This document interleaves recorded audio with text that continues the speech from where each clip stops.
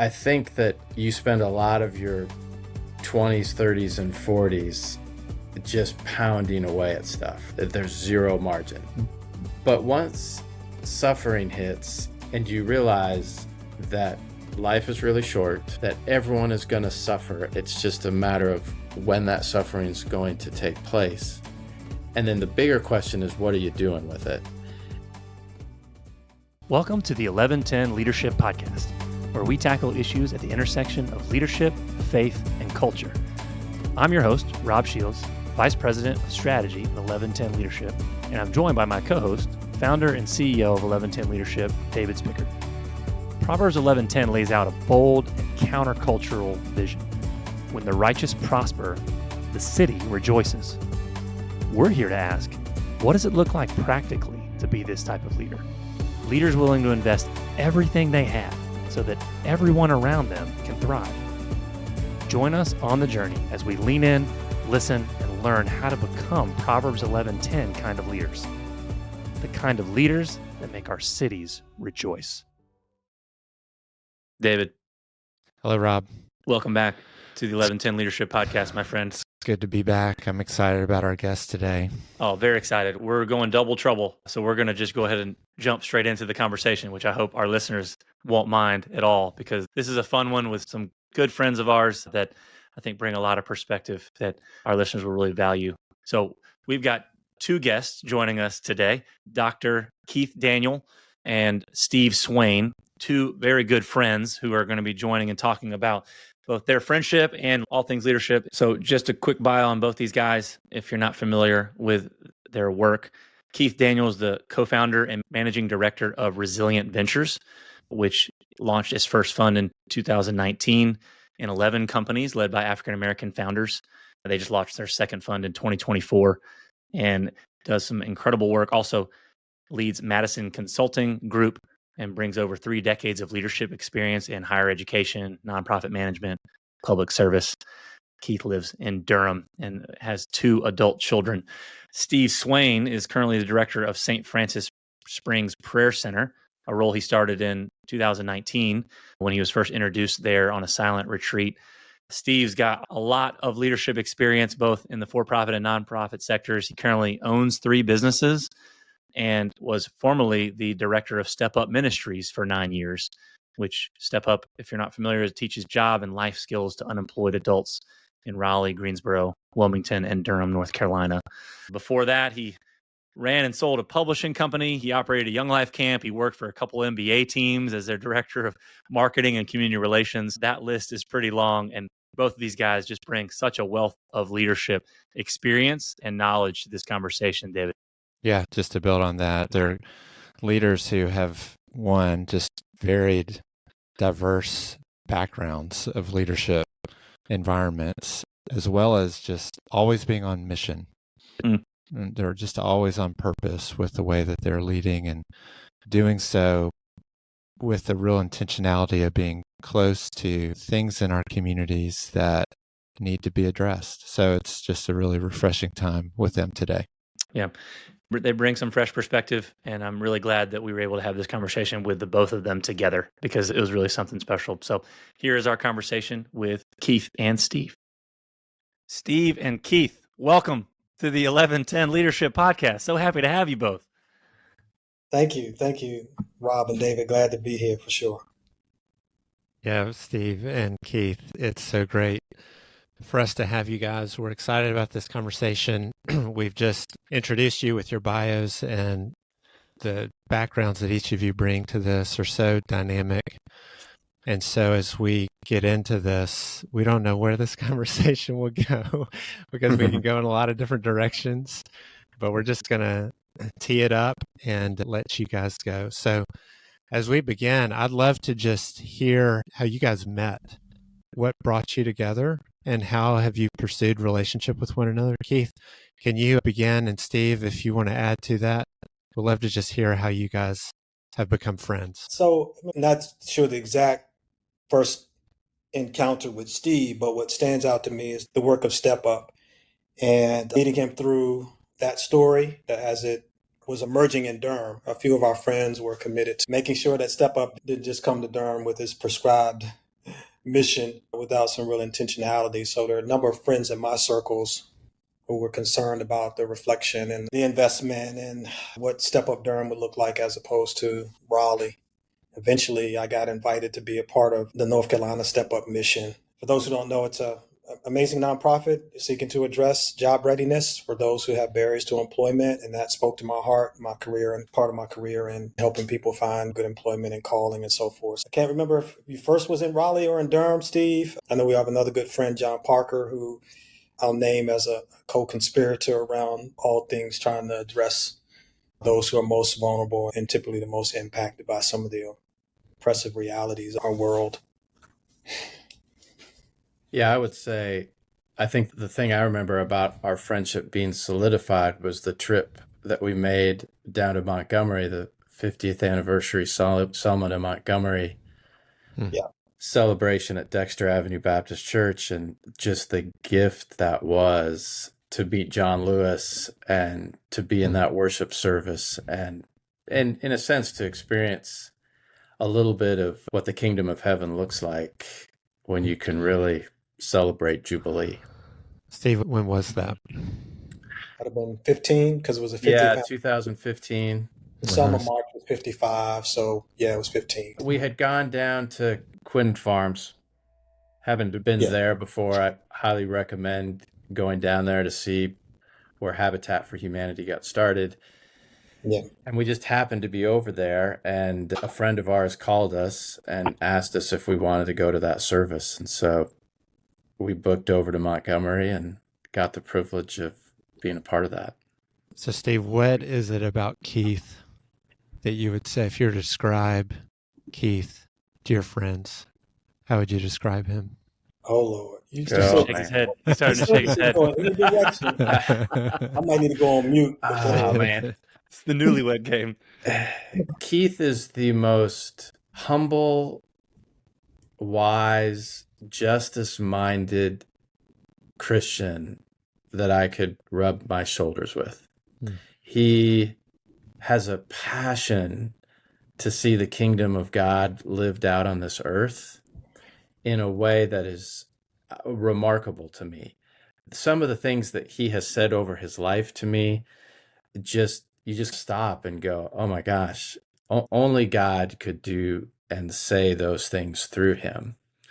And he just lives his life with such conviction and character. And all of that is a deepening and a deep relationship with Jesus. But he so freely shares that with people. And it's a gift. Keith, your turn. Thank you. It's hard to live up to that. I first say that Steve is willing to go to jail for me. And he has had a taste of that, I think, maybe a couple times. And that's no small thing. Being born in 1968 and knowing the sacrifices that many people had to make that I could even have a relationship across the color line that has any sense of equity to it is an amazing grace of God, because it's violently opposed for a man like myself and him to have a relationship of respect and mutual admiration, mutual holy admiration for one another, and knowing that we're by no means perfect men, but we are striving for that godly perfection, as elusive as it is from any moment. But yeah, Steve has taken some risk with his own wealth and influence. And yeah, God has given us the chance to do some, quote, freedom rides together, be in cars, have some pretty hilarious things happen right in front of us. And I'll tell you what, knowing some of the stories of the people we get through life with, I just listened to the episode you had Natasha on, and a litany of other women like her have been so deeply influential in my life. And Steve has also had the enjoyment of that with fearless, courageous, compassionate, humble people. And when you're around enough people like that, hopefully some of that actually truly comes off on you. And I receive Steve's characterization of experience of me as a acknowledgement of the broader community that's been so influential in our lives. And I'm thankful for Steve and his ongoing commitment to go to jail. To go to jail. Steve and Keith, it really is a privilege to talk to people who I know just have such a wealth of wisdom and knowledge to offer our listeners and even myself. I reflect back on how I met each of you as I was cutting my teeth as a new nonprofit leader in Durham. and got connected with each of you. Steve, I remember, was on the front porch over in East Durham, and you just opened up your wealth of relationships and said, yeah, what can I do? What can I do to connect you? Who do you need to be connected with? And you just took an hour and just rocked on a rocking chair with me, someone who had much less social capital than yourself, and just was willing to leverage that for me. And then Keith, I vividly remember us being at Reese City. We may not have had all the fully furnished yet. It may have just been a couple tables and chairs, and sat together, and you made space for me to be able to really help me think through how to be inclusive with the model of Reese City and make sure that we really swam against the current to make sure that people on the margins were brought in and centered into that story in ways that just wouldn't happen automatically.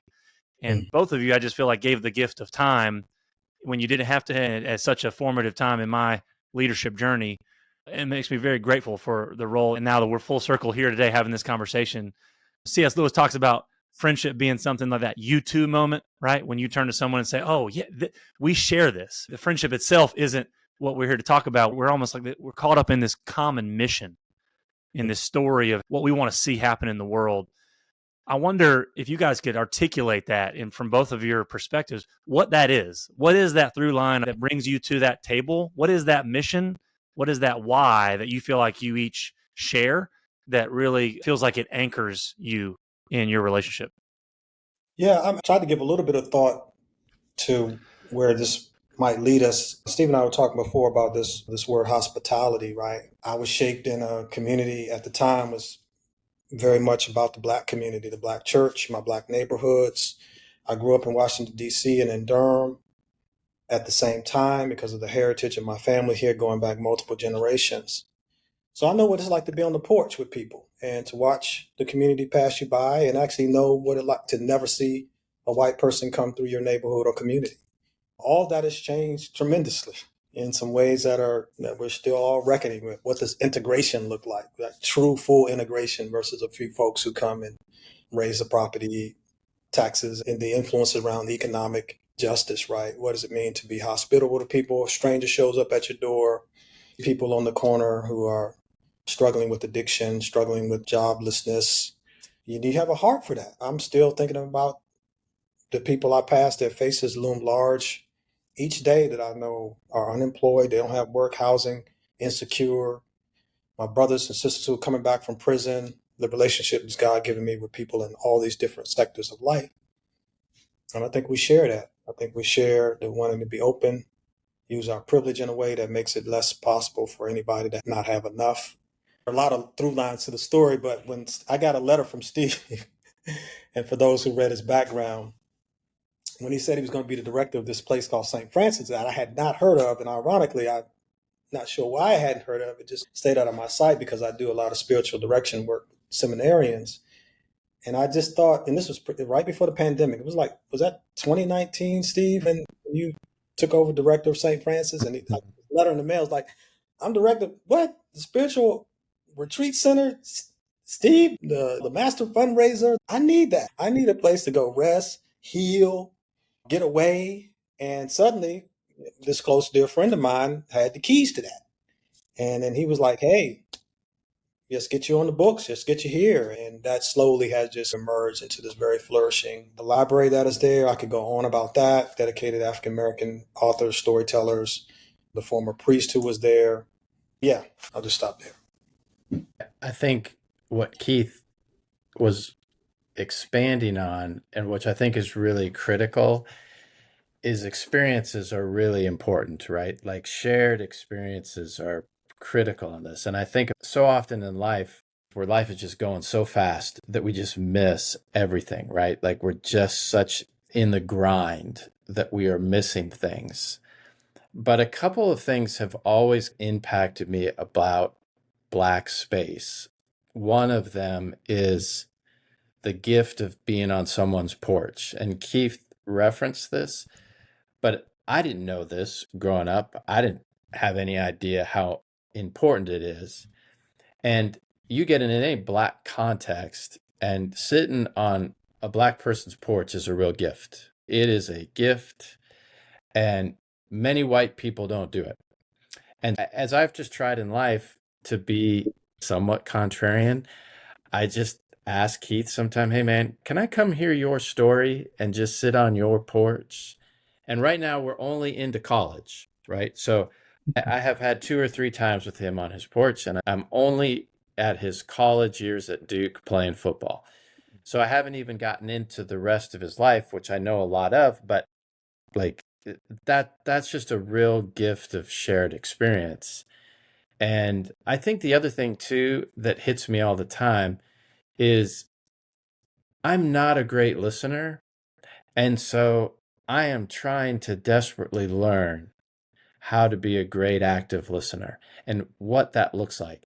And when you are spending time, and in particular in spaces of color, like it is really important to listen and to really try to understand, wait, this isn't what I'm not used to any of this. What's going on here?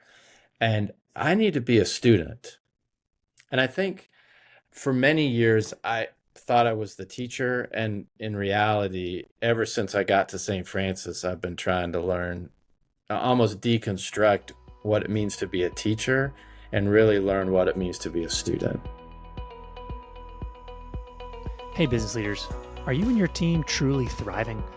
The Thrive Assessment from 1110 Leadership is designed to help you find out. This powerful 360 tool uncovers key leadership opportunities and challenges to help foster growth and help you build a thriving workplace culture. With insights into trust, health, relationships, impact, value, and engagement, you'll gain a clear understanding of where you stand and how to improve. But what sets the Thrive Assessment apart is the relational process. It's so much more than just an online survey. Our team walks with you through the results, providing support and coaching to help you and your team thrive together. Ready to take your leadership to the next level? Visit 1110leadership.com to learn more and start thriving today.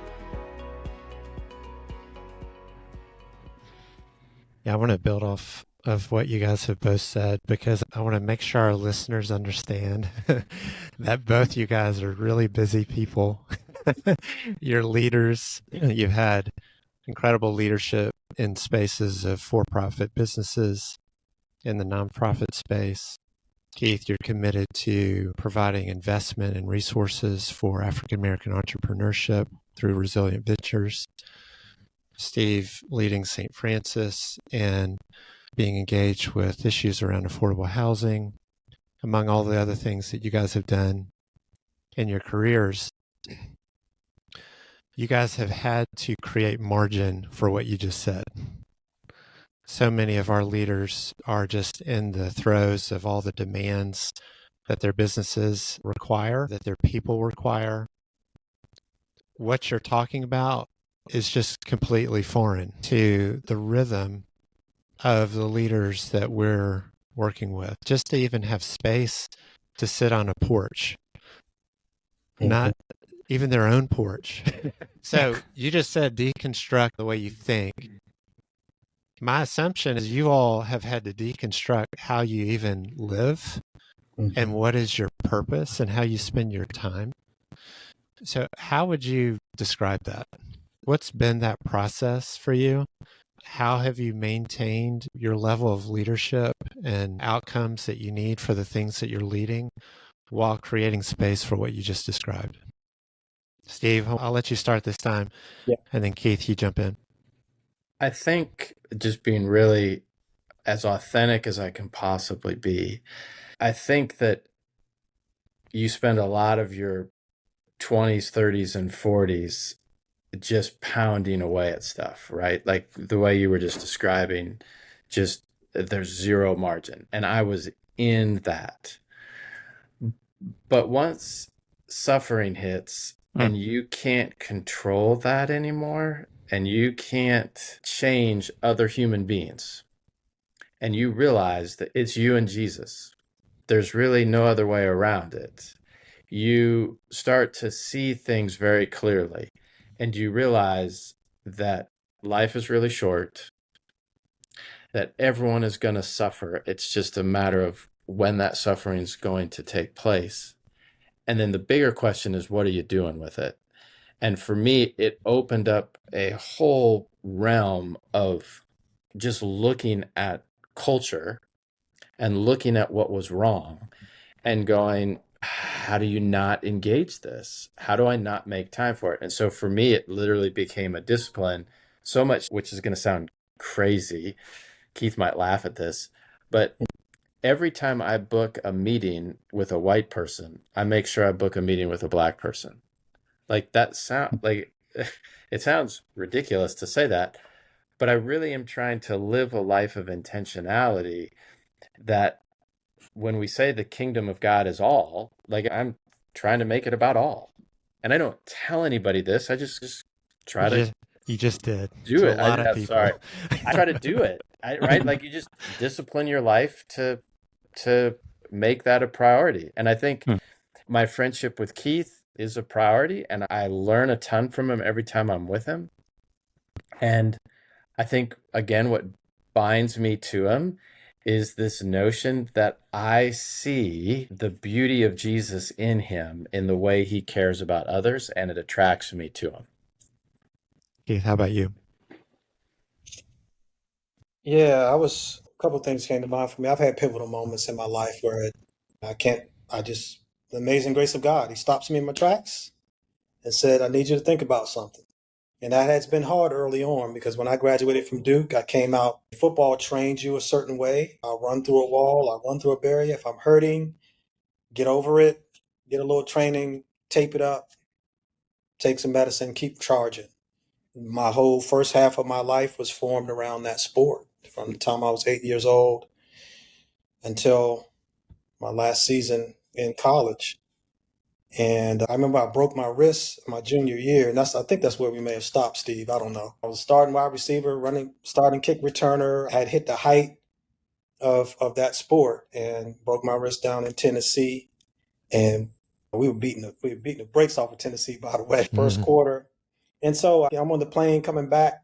My wrist is on fire. It's shattered. I had to sleep overnight. I'm crying in the bed, crying underneath my breath, really, because I didn't want my roommate to know. But anyway, in the hospital bed, and God was like, I got your identity is way more than the sport and with football.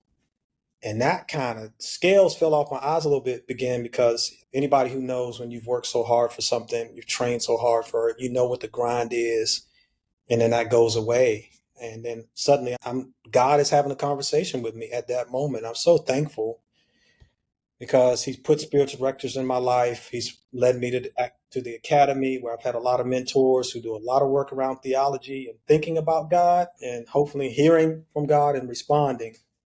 So that has made me more intentional about my interior life, and led me to people like St. Francis, like Howard Thurman, Henry Nouwen, Richard Rohr. This interior work and I tell my son, who also was a college athlete, Division I, I said, all the work we put into this physical life to get things, to have control of things, man, that stuff you got to release that to God and then let God do the interior work, because we're facing a lot of violence in the world.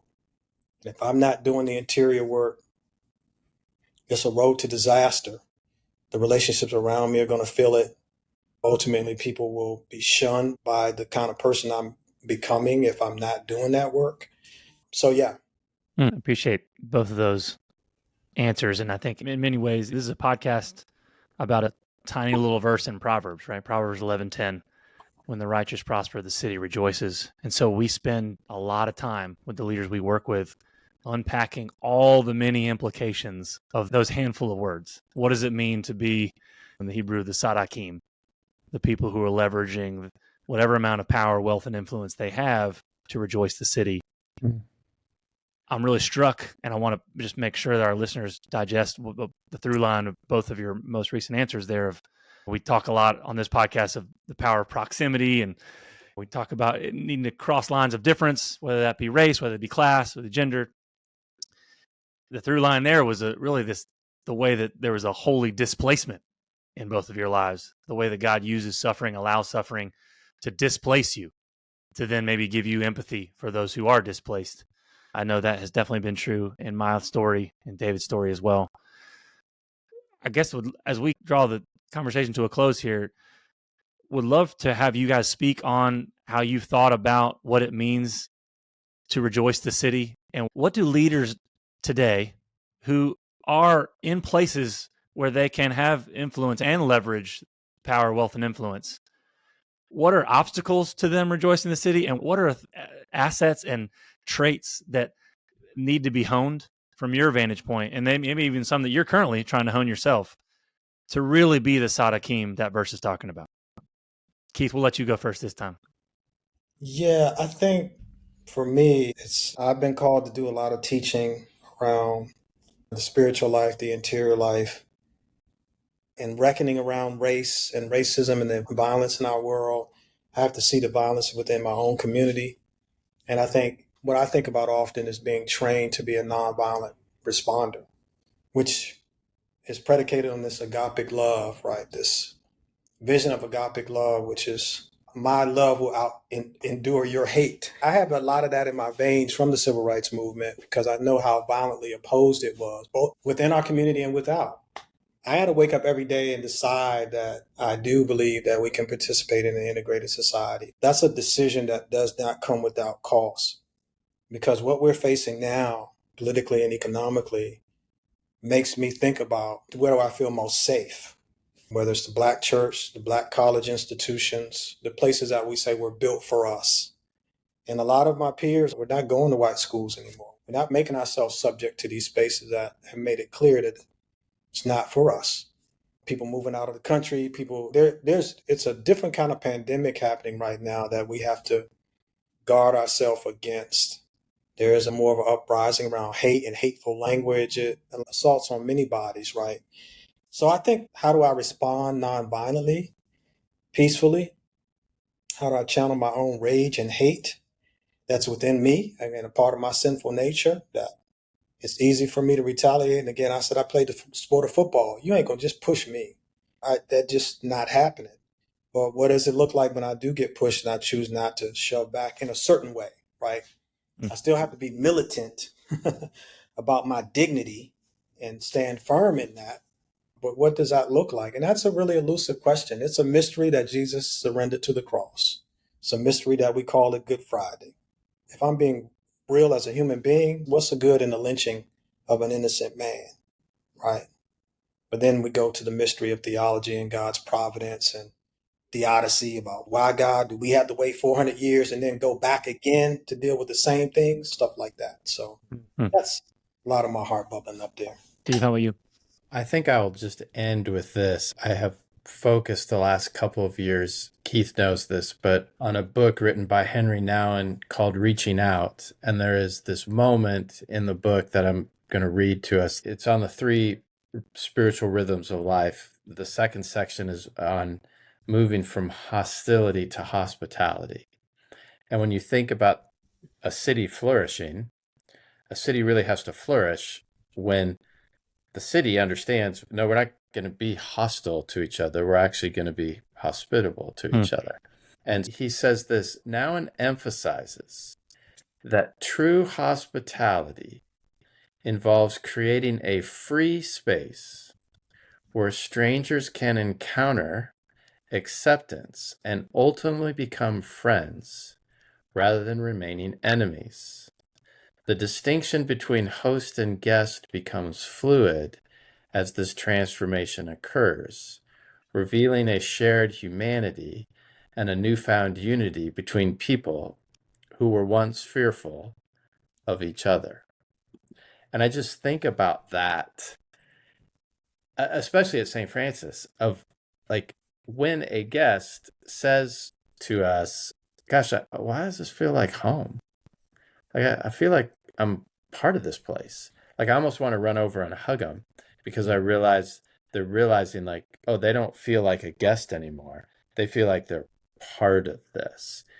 And I think when you look at scripture is just full of Jesus being hospitable. That's who the brother was. Woman at the well, paralytic man, Good Samaritan. The list goes on and on of how Jesus modeled hospitality.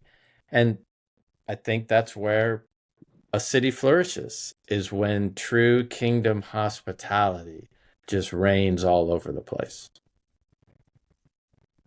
Yeah, this is good. As I'm listening to you guys talk, that's stuff we all long for. And to get there is through a means that is very countercultural, or even counter what I am prone to do myself. I think about the leaders that we're working with and how they're wanting to build culture where people feel like they belong at work and feel known. And so I just want to highlight that as people are listening to you guys, that there's some real takeaways in terms of our leadership for how we create a culture of belonging. And then that leads to ultimately the kind of impact that allows a city to rejoice. And it takes some steps of being uncomfortable and moving into spaces we wouldn't normally do as leaders to create that culture of belonging. Just can't thank you guys enough. Thank you for your stories and what God is using them. Thank you for sharing things that you may not have said to others before on our podcast. But that just shows your openness and your vulnerability because you're so passionate about these things. So really appreciate that, Steve and Keith. Yeah, thank you all so much for the work you're doing and ways you're leading. It's beautiful. Grateful for both of you. Thank you so much. Thanks, y'all. To learn more about 1110 Leadership, visit our website at 1110leadership.com. That's the numerals 11, then spelled out TEN leadership.com. That's 11 TEN leadership.com. There you'll find more resources to equip you on the journey of becoming an 1110 leader. You can also get connected to our growing leadership network. If you've enjoyed this episode, share it with a friend. To help others find us, you can also rate and review us on Apple Podcasts or wherever you listen to podcasts.